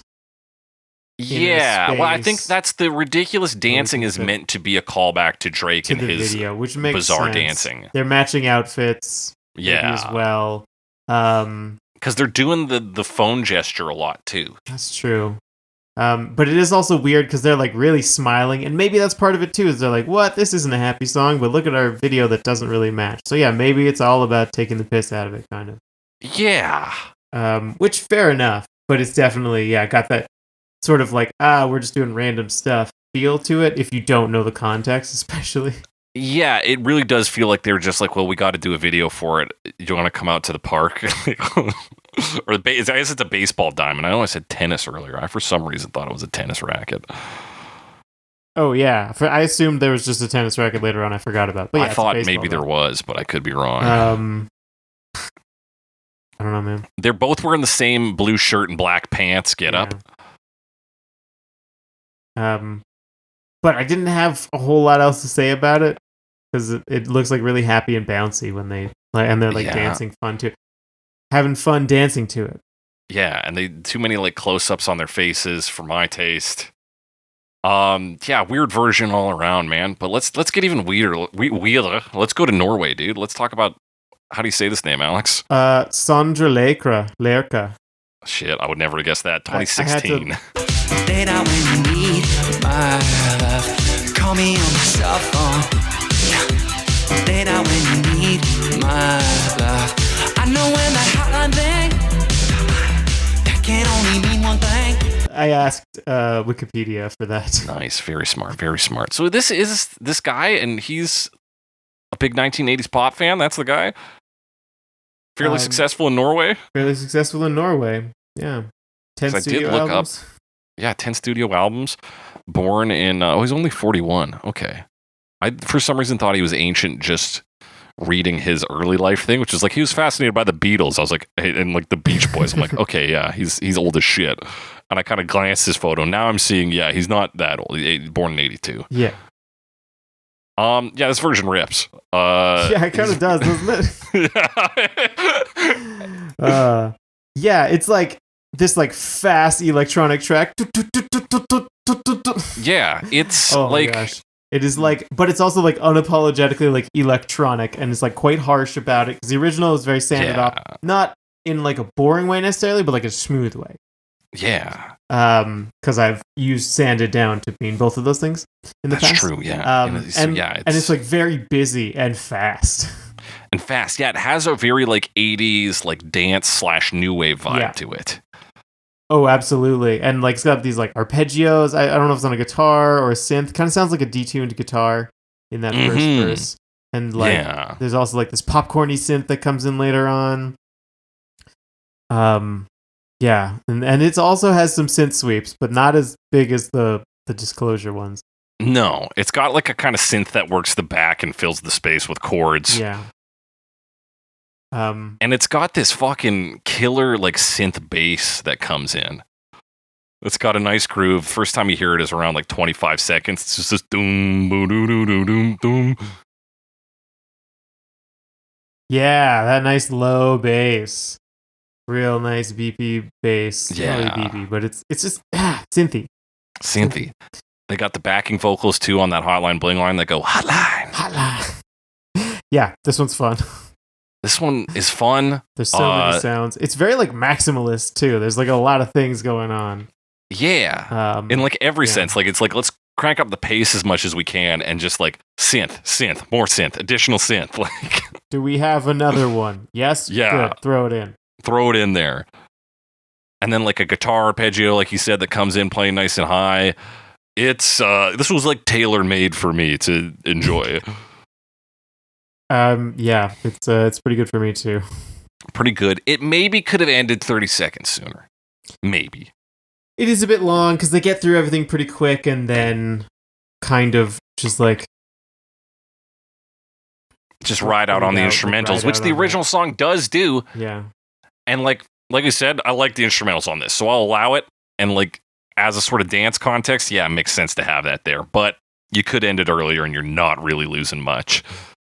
Yeah, no music video for this one though, I don't think. No music video, doesn't need it. Great track. Let's talk about the Holophonics in 2016. Late night when you need my love, call me on my cell phone. Late night when you need my love, I know in that holiday. Do it. We've talked about them a couple times. Love talking about the Holophonics in 2016. They're a ska band. Yes, from Denton, Texas. Texas. Yeah, they do the mass ska raids. This one is volume 9. Yes. That's what I call ska. Talked about them. And yeah, that's what they do here. Well, it's ska, but it's kind of more. It feels like more like fast reggae. Which, why do I say that? No horns. No horns. Yeah, I guess it's important to say ska punk. These guys technically are. Yeah, definitely more on that end. So they but yeah, like you said, this is pretty soft. Pretty soft?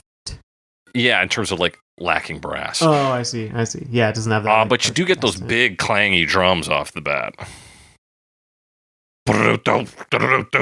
Yes. Those are pretty sharp. But and then sort of like as part of the skank, and then they're playing like cymbals and stuff. Yeah, and then they go to the cymbals. Yeah, which does give it that kind of old school like ska feel, like ska reggae more than ska punk. Yeah, definitely. Maybe that's what two-tone is. I need to look into this. Gotta look up two-tone, dude. I don't know, but it definitely feels like. I mean, it's really fast for reggae, but it almost makes me think of reggae more. But also, those two genres are really closely related. And yeah, that's like hearing blues and saying it reminds you of rock and roll. Yeah. The other way around. Wow, wow.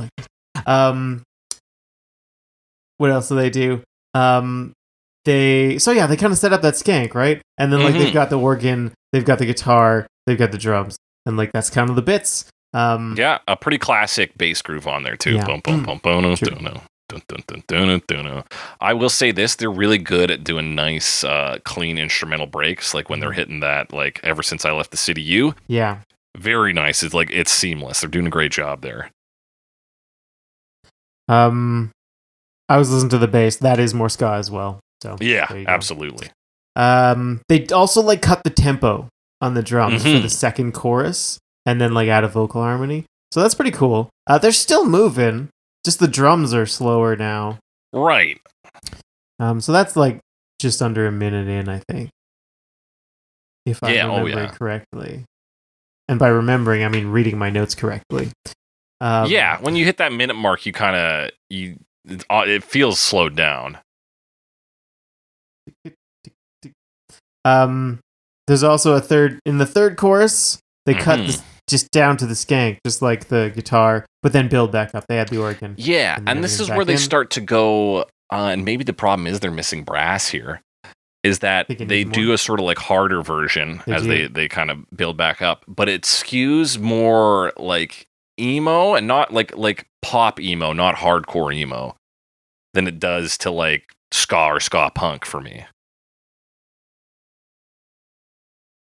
Yeah, it definitely doesn't have like the ska sound, and it's more like a straight like.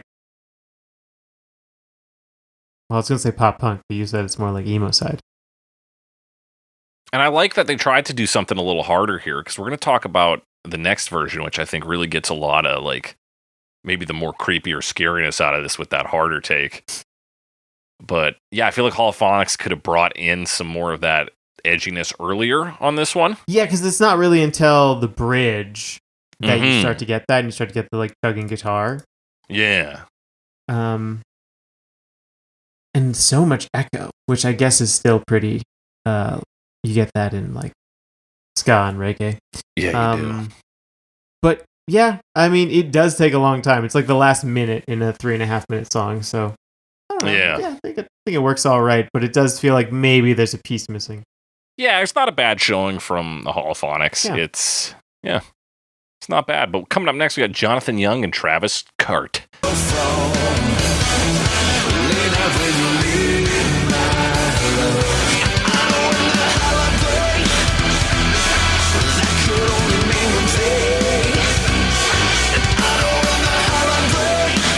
Yeah, so another YouTube covers. Yeah, this is 2016. Jonathan Young is a singer, music producer for emo nerds, and also a dungeon master. And Travis Carte is a YouTube guy. He's on YouTube. He does YouTube stuff. But also YouTube seems like maybe more of a cameraman. I don't know, but he seems to be singing here, so I think I might be looking at the wrong guy. You might be looking at the wrong guy. He's in, if you watch the music video for this one, he's in it. He's the backwards cap guy. Yeah, he's the other guy. But yeah, this one is heavy metal. We got harmonized vocals, lots of kick drums, some guitar shredding, and naturally we eventually get dirty vocals in here. You mean uncle vocals? Is that what you wrote down? Nice. Unclean is what I typoed. Unclean, that makes sense. That's what they're actually called. Dirty vocals is just what I called them. I mean, honestly, what's the difference? I think dirty vocals technically would be like if you put a filter on them. Oh, I guess so. Cause like you got your clean channel for your guitar, for example, and then the dirty is the one with like pedal effects on it. I guess so. That makes sense. So I think technically unclean is the correct way to go here, Alex. Uncle, pretty close, not close enough. Yeah, so it's kind of, so you got the two of them both singing. Otherwise, like it's a metal track, right? Yeah, it's big, heavy, distortion. Like the drums are hammering hard. It's very like damn. It could be boss music in like a kind of edgy, like it could have been in Strangers of Paradise, the Final Fantasy game that had a sort of like Linkin Park edge to it. It could have been. And yeah, so it's got that real intense sound to it. Jonathan Young, he sings, I think, most of it. He does like, it's rough enough, but it's not like screamy, not like when Travis comes in and he does the unclean vocal. Yeah, he's your unclean vocalist. That's what he's bringing here. But there's sort of another level to it. Because like once you get to the bridge, it sort of has Jonathan and it has Travis, but then Travis goes into like a growling vocal. So you kind of almost have like this third level. Yeah. Between like the sort of cleaner and then the unclean and then like the growls. It's kind of, I kind of like the presentation there. Like you kind of have your main character sort of like sliding into this further and further into this sort of state of self-pity. Yeah, it gets uglier. Yeah. Which I think works pretty well. That works pretty well here. It's not like they're doing anything extra special with the lyrics or their delivery. They're just doing it metal style, and I think it brings out some of that ugliness naturally. Yeah, there's sort of a darker side to it. Mm-hmm. I think it works pretty well. What's even crazy is after the bridge, so around 2:25, they do, and in the music video, this is where they do a Drake dance competition, but it's almost like fucking yacht rock. Yeah, they go like Latin. It's like this bossa, like blues thing. It's actually quite bluesy, because like the guitar's playing these like bluesy licks. But yeah, it's like a softer section, and it is odd. It's so strange. It's like I kind of liked Carlos it. Santana, that's maybe more what it is than yacht rock is. Yeah, it's interesting. It like feels kind of out of place. I don't know exactly what the inspiration was, but it's all right. Yeah, it's all right. And way to try something, and it certainly makes it stand out from just like a straight metal cover. Yeah. But what is is it because the Latin rhythm that the original is kind of based on? Is that we're just pulling that into this section? It would be nice if that was like incorporated, and it's very separate. Yeah. Which I think is all right, but also not ideal. Yeah, it's kind of like they had an idea and they couldn't quite slot it in, but they liked it so much they just did it anyway. Yeah. It does break up the monotony though, like you certainly draws the ear in. Yeah, like it's not terrible or anything, but yeah, it could be a bit. I think it could be better. More, yeah, they could have thought it out a bit better. Yeah. And yeah, overall, pretty solid version. The music video is really classic YouTuber style. It's kind of just them in the studio. And again, you get the meme-ness of they have their Drake dancing section to make fun of Drake dancing.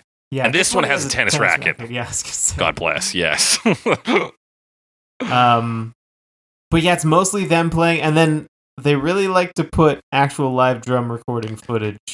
Yeah, like, is that impressive? Because it feels like you should... I guess because you can mime it if they had, but it looks like they were recording during the process of recording the song, which is a smart move. And that part came through. But it's a weird thing to note. They just kind of seem to be like messing around, similar to the other one, the Tyler and Danny video. Yeah. So it's kind of, at least in parts, that same kind of joke. It really is the same joke. This one's maybe a little more, I don't know if explicit is the right word, but they at least use text on screen to inform you that jokes are happening.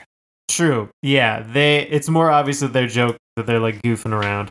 Yeah. And their dancing is a little closer to the video as well. Mm-hmm. Like they do some of the moves. Yeah, it seems more directly inspired. But he has like a lightsaber in his hand. So then I didn't really know the memes, but I can kind of get from it, like, oh yeah. Yeah, having watched the music video of the original and watching these, you're like, I recognize some of those motions. Yeah. We're going to make a motion into our last cover of the day, Sufjan Stevens and Gallant in 2017.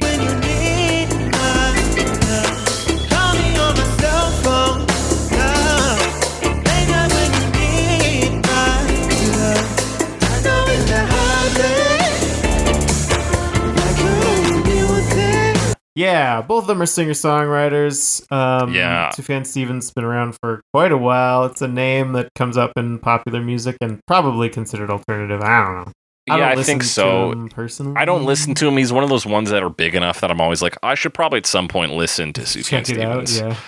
I know Illinois is his big hit album because I think at one point he was like, I'm going to do a fucking album for every state. And did one, maybe two?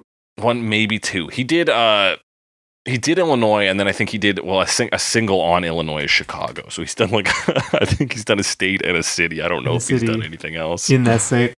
No, there's two. The first one is called, hang on, Turn the 50 States Project Volumes of Michigan. There's one just called Michigan. One called Michigan. Well, shit. He's 2 down, 48 to go, you know? Yeah, right on. But here's what he's done this week. And he did this at a few, because I saw a live recording of it which was different. Yeah. They've done this a few times. Yeah, it seems to be a live thing they do. I don't know much about Gallant. Only been around since about American singer and songwriter. He just what I got is like he's just kind of seems to be in the scene, like he's working. Yeah, they do this live. This is a live version. As an encore, at least once. As an encore, and you get the richness of hearing all of those electronic parts of the original on organic instruments and live. Yeah, which is cool. It's a pretty close cover. They added some like guitar and piano stuff at times I like the piano. Yeah, it adds a little bit of that like emotive feel that maybe will help you sympathize with the narrator more. Builds a little emotional bridge, I think.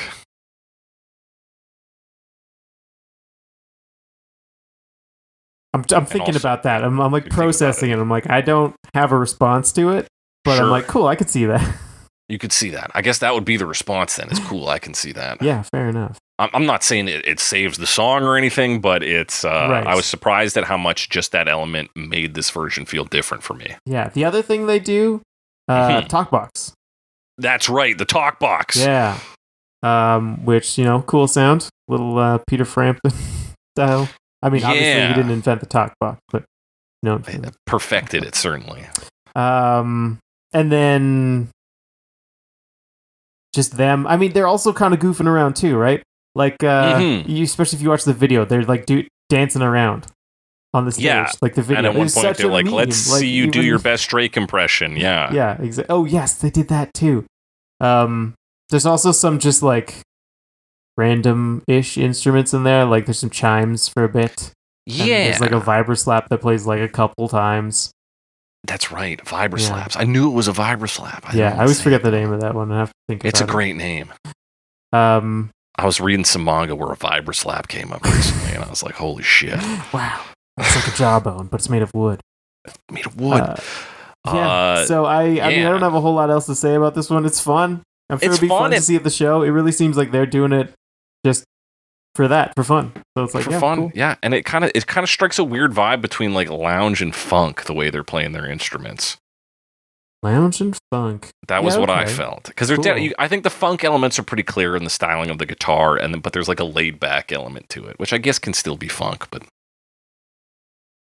so it's a take that at first glance I think isn't that brave or different because, like you say, they do kind of play everything straight. Yeah. But in terms of the textures we get, the tones we get, it brings out a little something. Yeah, I mean, they do a good job of it. Yeah, I like this one. I'm into it. But I'm even more into getting to our final verdicts because we're talking long today. We are. We got 3 categories today: the worst version, the best version, and the best ringtone. That's right. Ringtones in 2024. Do people still use them? People still use them. I try to sometimes. My phone's always on vibrate, but like then sometimes it'll be off vibrate, and my phone will ring. I'm like, this isn't my ringtone. I set a different ringtone. Why is that playing? Damn. So that's fun. I don't know how it happened. I don't know. What ringtone have you set, Alex? What is my ringtone right now? It's not random like Samsung ringtone, which is what happens. Yeah, I'm like, that's not right. That's a bummer. Yeah. Yeah. We used to have some good ones back in the day when we were making ringtones. Yeah, I liked to do the what is it, Mother 3, the pig mask. Oh yeah. Ringtone. It's like da-dan-dan-dan, yeah, exactly. Based on because there is actually a ringtone in that game. Yes. Yeah. That's the way to do it. I think you did the Luigi's Mansion one for a bit too. Doesn't matter. Yeah. Worst version, Alex. Worst version. What's the worst version? I would say for me, I really I'm just going over them in my head. I'm like, honestly, there were some solid versions, but I feel like partially because everyone was just like goofing around, so it was like fun. Yeah, it felt like a much funner week. Yeah, but then it was also like, does anyone even like this song? There is an essence of the song just being like around, so people are like, well, we'll make fun of it. Yeah, and I guess that's part of it too. Like, now I'm not saying the song that no one likes this song at all, but like because a lot of the covers are, sort of jumping on. I don't know if jumping on the bandwagon's the best thing, but like especially for some of the YouTube artists, it's like they're definitely following a trend. Yeah. So it's like, are they only doing it for the trend, or do they actually care? Like, But these ones at least kind of are doing it somewhat differently. All that is to say, what is my worst version? I'm trying to think I didn't think any of them were like bad, I don't think. Yeah, it's honestly a pretty solid week. Yeah, my worst is maybe Tyler Ward and the other guy, Dylan something. Yeah, Danny Padilla. I didn't even think it was like that bad, but it was a bit of a disconnect because they seemed like a bit too happy about it. Yeah, that one makes me feel the most insane, and I also think it's the worst this week. That said, I think solidly constructed in its very like frozen in time genre. Yeah. But like, yeah, I don't know. I didn't feel good about anything after listening to that one. Made me feel nasty. All right, Alex, best version. Best version. Oh man. I really like the Sondre Lerche version. Yeah, come on, buddy. I mean, could it be so anything cool. else? There were some other good ones, but there were some other good ones. That one was just like pretty out there and a lot of fun and cool sound. Yeah, I love the sound on it. Can't get enough of it. Yeah, that's my best as well, Alex. Ringtoniest. Which one are you changing your ringtone to after this episode? Let's see. I would say it would have to sound kind of like the original, not necessarily. I wonder if here, let me try to find. Let's try to find it.